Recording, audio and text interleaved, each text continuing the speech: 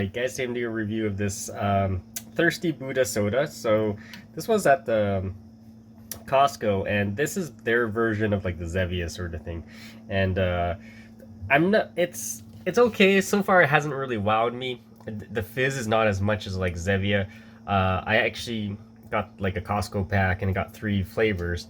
This is the last one, I haven't tried yet. So far I like the lime one better than the cola, but we'll try this one. Here's the ingredients if you guys want to read it. So it does still contain sugar, and they still use like monk fruit and like stevia. So you know, it's like, why would you use sugar still? But it's kind of interesting.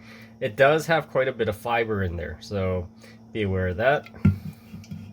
And let's do a quick taste test.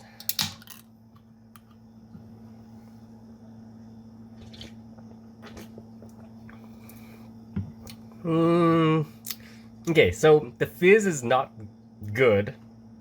It's not like super fizzy, or the carbonation isn't super fizzy. It does taste like root beer, but it's not a strong root beer. Like if you've tried this Zevia one for root beer, that flavor really comes through. This, it has that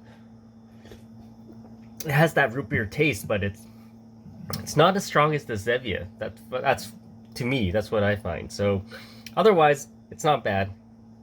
Yeah, if you have any questions, comments, guys, please subscribe to the channel. If I had to choose the 3 different flavors, I am a big fan of root beer, so I like root beer, and then the lime, then the cola. So, all right, see you in more videos, guys.